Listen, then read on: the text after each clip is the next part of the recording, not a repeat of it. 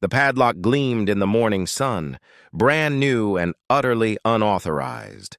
Michael Torres, 43, stood on his own dock staring at the chain wrapped around his boathouse doors, his coffee forgotten in his hand. 3 days.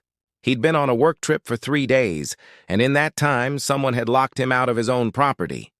The fury started as a slow burn in his chest, spreading outward until his hands shook. For 6 months, ever since Margaret Whitmore had taken over as HOA president, life on Clearwater Lake had become a bureaucratic nightmare. But this was crossing a line Michael hadn't even known existed. What Margaret didn't know, what none of them knew, was that the quiet neighbor who kept to himself and never made waves was Pierce County's senior building inspector. And as Michael pulled out his phone to photograph the violation, a cold smile crossed his face. Margaret Whitmore had just made the biggest mistake of her HOA presidency. Before we dive into how a county building inspector dismantled an HOA president's reign of terror, one code violation at a time, if you love stories where entitled people finally meet someone who actually has the power to stop them, hit that like button and subscribe. Trust me, you'll want to see how this unfolds. This is a story in 3 parts: the violation that pushed a county official too far, the confrontation where credentials trumped entitlement, and the resolution where justice came with a clipboard and legal authority. Michael Torres had endured 6 months of escalating HOA overreach, fines for boat colors that allegedly clashed with community aesthetics, demands to trim trees on his property line, threats about his dock's wood stain not matching the approved palette. He'd paid the fines, made the changes, and kept his head down because conflict exhausted him. But locking his boathouse, preventing access to his own property, that wasn't overreach anymore. That was the moment a patient man stopped being patient and started being very, very dangerous to people who broke the rules. The confrontation would come swiftly, with Margaret Whitmore arriving at his door expecting compliance and instead facing a county official who'd spent his lunch break reviewing every single permit, variance, and code requirement for the Clearwater Lake HOA properties. The power dynamic would shift so completely that Margaret wouldn't even realize she'd lost until it was far too late. Michael wouldn't raise his voice. He wouldn't need to. He had something better than anger. He had authority. The resolution would cascade through the community like dominoes falling, each violation Margaret had ignored in her own zealous quest for control becoming the instrument of her removal. Justice wouldn't be revenge. It would be compliance with the very rules Margaret claimed to worship. And when the dust settled, Clearwater Lake would learn that the quietest neighbor had always been the most powerful one. Here's exactly how it happened. Michael Torres had bought the lakefront property at 847 Clearwater Drive 4 years ago, drawn by the quiet and the weekends he could spend restoring his vintage wooden speedboat. A civil engineer by training and a building inspector by profession, he'd spent 20 years ensuring Pierce County's structures met code. His own property was meticulous. Dock maintained, boathouse weatherproofed, every permit filed and approved. He worked 50-hour weeks reviewing commercial projects, and the lake was his sanctuary. The boathouse held not just his boat, but his father's tools, inherited after the old man's passing 2 years ago. Michael lived alone, preferred it that way, and bothered nobody. That was the Michael Torres who existed before Margaret Whitmore became HOA president last November. The violation started small. In January, a letter arrived citing Michael's boat cover as non-conforming blue instead of the approved forest green. The fine was $75. Michael had checked the HOA bylaws. There was no such color requirement, but he'd paid it anyway and bought a new cover. In March, another letter demanded he trim the willow tree whose branches encroached on community sightlines. The tree was entirely on his property, 40 feet from the property line. He'd trimmed it. In May, Margaret herself had appeared at his door with a paint swatch, insisting his dock's stain was too reddish and needed resealing with the approved tone. Michael had bitten back his response about wood oxidation and simply complied. Each time he told himself it wasn't worth the fight. Each time, Margaret Whitmore learned that Michael Torres would bend. Then came the weekend of October 7th. Michael had driven to Seattle for a conference on new commercial code updates, Thursday through Sunday. He'd locked the boathouse, left his boat secure, and thought nothing of it.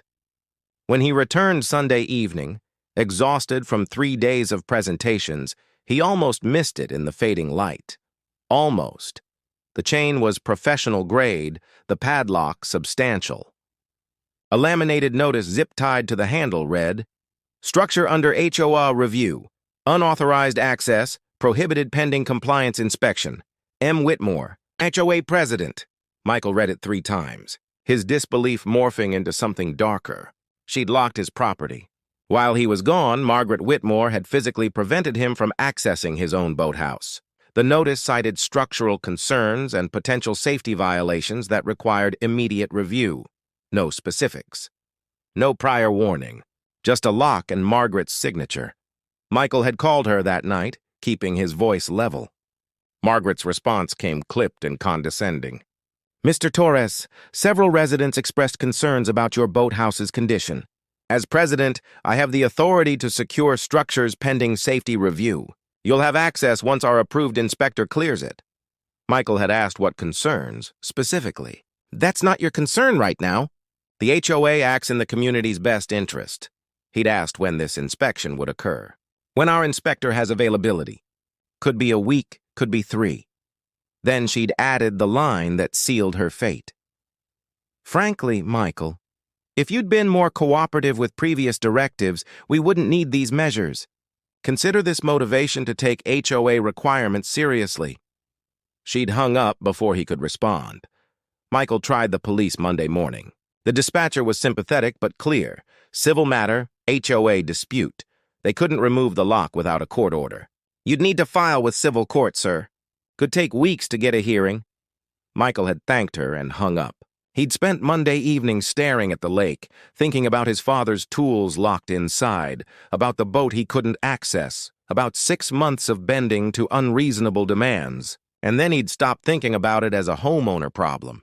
He started thinking about it as an inspector problem. Tuesday morning, Michael took a long lunch break. He pulled every permit on file for Clearwater Lake HOA properties going back 15 years. He reviewed variance applications, inspection reports, and code compliance histories. And what he found made him smile for the first time since seeing that padlock. Margaret Whitmore's property at 823 Clearwater Drive had issues. Serious issues. Issues that the HOA president had somehow never addressed, despite being so concerned about everyone else's compliance. Wednesday evening, Michael drafted a simple email to Margaret. "Ms. Whitmore, I'll expect access to my boathouse by Friday at 5 p.m. Otherwise, I'll be forced to take alternative action. Respectfully, Michael Torres." He didn't explain what action. He didn't need to yet. Thursday, Margaret replied, "Mr. Torres, threats are unbecoming. The lock remains until proper inspection. Perhaps this weekend if you're lucky." Today, Michael forwarded her response to his personal email and saved it carefully. Then he prepared for Friday. Because Friday, Margaret Whitmore was going to learn what it meant to cross someone who actually understood the rules she kept pretending to enforce. If she wanted to play HOA president, Michael would show her what real authority looked like. Friday, October 14th, 4:47 p.m. Michael stood at his kitchen window watching Margaret's silver Lexus pull into her driveway 3 houses down.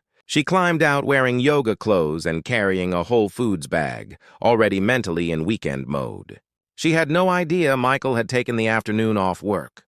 She had no idea he'd spent lunch parked outside her property with his county tablet. And she definitely had no idea he was about to knock on her door with credentials that made her HOA presidency look like a child playing pretend government. Michael grabbed the folder from his counter and walked down Clearwater Drive in the golden autumn light, his county building inspector badge clipped to his belt. His heartbeat was steady. This wasn't anger anymore. This was procedure. Margaret answered on the second knock, her smile faltering when she saw him. "Michael, I wasn't expecting—" He didn't let her finish. "Margaret Whitmore, 823 Clearwater Drive?" His voice was flat, professional. "That's correct, but if this is about the boathouse, I told you—" Michael opened his folder. "Ms. Whitmore, I'm Michael Torres, Senior Building Inspector for Pierce County. I'm here to inform you of multiple code violations identified at this address during a routine compliance review conducted today." The color drained from Margaret's face. "You're what?" She looked down at his badge, then back up at his face. "You're a building inspector? You never said—" Michael's smile was arctic. "You never asked. You were too busy locking my property." He pulled the first document from his folder. "Let's start with your deck edition.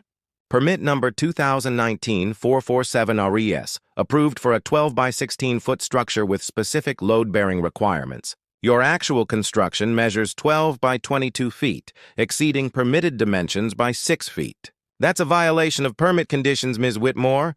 Then there's the matter of your pool enclosure." Margaret's mouth opened, but no sound came out.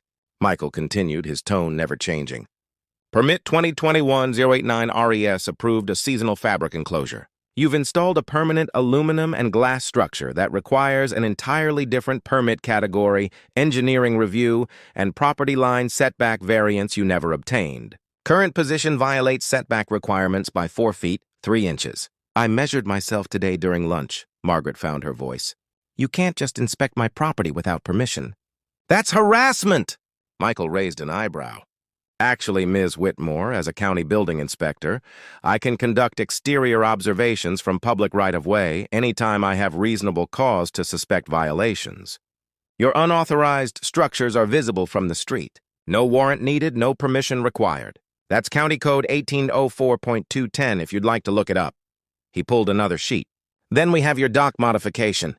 Original permit from 2018 for a standard recreational dock. You've added a covered boat slip with electrical service. Did you pull electrical permits? No.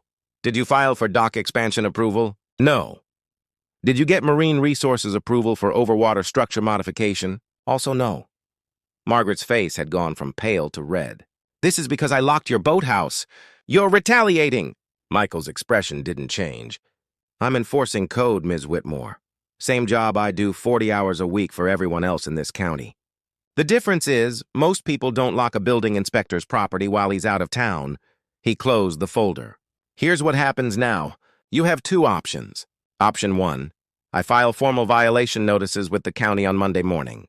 Each violation carries a minimum $500 fine per day until corrected. Your deck modification requires either expensive reconstruction to match original permit or a new permit application with engineering review, cost approximately $4,000 plus delays. Your pool enclosure likely requires removal or a variance petition that may be denied due to setback violations. Your dock work requires marine resources review, which can take 6 to 8 months, and they may require partial removal. Total estimated cost to bring your property into compliance, $15,000 to $25,000, plus ongoing daily fines while you sort it out. I'll also be required to notify the HOA that their president is in material violation of county code, which I believe your bylaws state as grounds for immediate removal from office." Margaret's hand gripped the door frame. "What's option 2? Michael's smile never reached his eyes. "Option 2. You remove the lock from my boathouse within the next hour. You provide written apology acknowledging you exceeded your authority and violated my property rights. You resign as HOA president effective immediately and recommend the board adopt a written policy prohibiting physical access restrictions without owner consent and proper legal process. In exchange, I'll file your violations as warnings rather than formal enforcement actions. You'll still need to correct everything, but you get 90 days to start the process without fines. Your choice, Margaret. Justice through the county system, or justice through basic human decency. Either way, justice happens." "You've got until 6 o'clock, Margaret's voice came out strangled. "You can't do this. You're abusing your position." Michael leaned in slightly. "I'm doing exactly what you did to me, Margaret. Except my authority is real, my violations are documented, and my authority doesn't come from a neighborhood club. It comes from county law. You wanted to play government? Congratulations. You just met someone who actually works for one." He tapped his watch. 57 minutes. I'll be at my house." He turned and walked away, leaving Margaret frozen in her doorway, the Whole Foods bag forgotten on the floor beside her. Michael didn't look back. He didn't need to.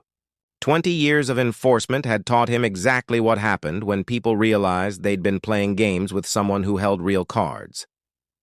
43 minutes later, Michael heard the footsteps on his porch. He opened the door before Margaret could knock. She stood there holding bolt cutters and a handwritten letter, her earlier confidence completely evaporated. Her hand shook as she extended the letter. I've removed the lock. The chain, too. It's clear. Her voice was barely above a whisper. Michael took the letter and read it carefully. It acknowledged the unauthorized lock, apologized for overstepping authority, and confirmed her resignation as HOA president effective immediately. At the bottom, she'd included her recommendation for the new policy. Good, Michael said simply. I'll need to verify the boathouse is accessible. Margaret nodded, following him down to the lake in silence. The lock was indeed gone, the chain coiled on his dock. Michael tested the doors. They opened smoothly.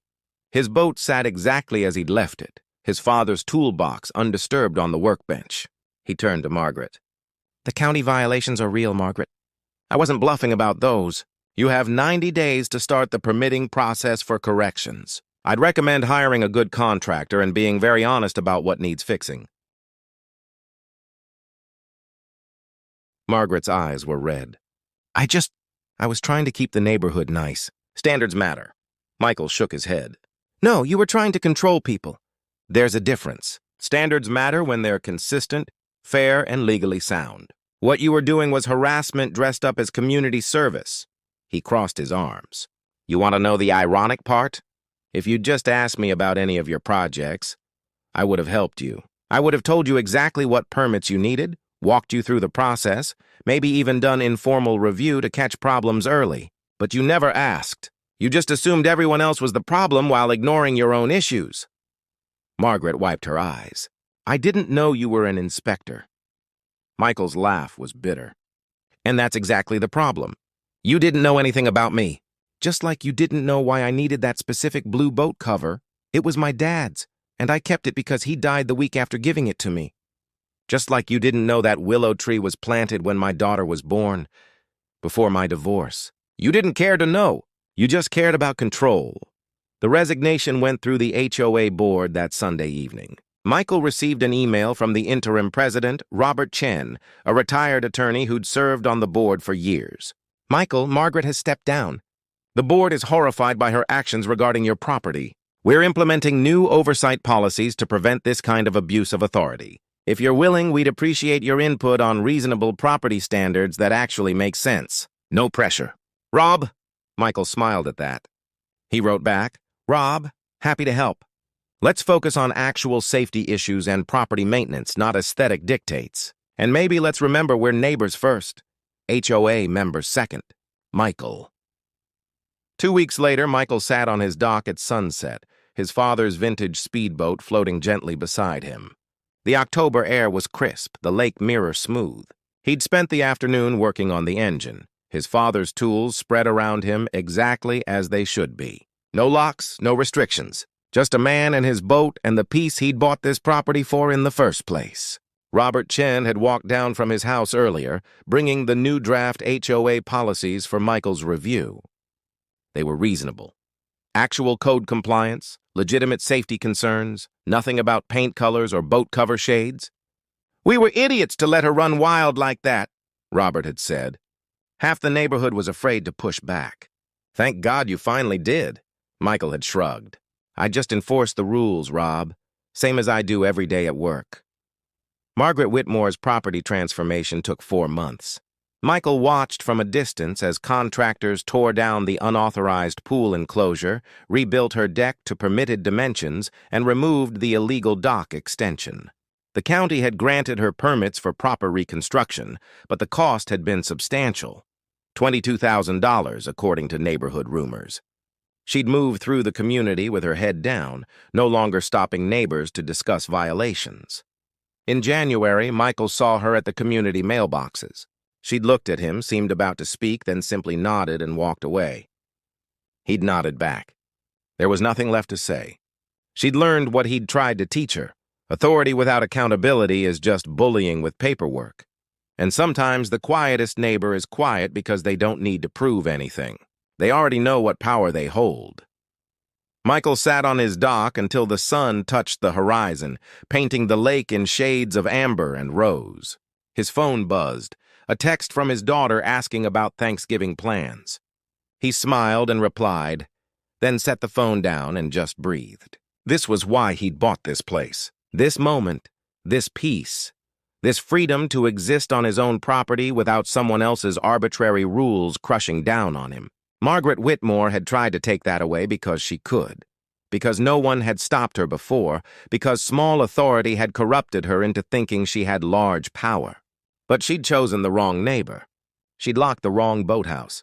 And in doing so, she'd learned that sometimes justice doesn't come from courts or lawyers or HOA boards. Sometimes justice comes from a quiet man who knows exactly what rules actually matter, who has the credentials to enforce them, and who finally got tired of bending.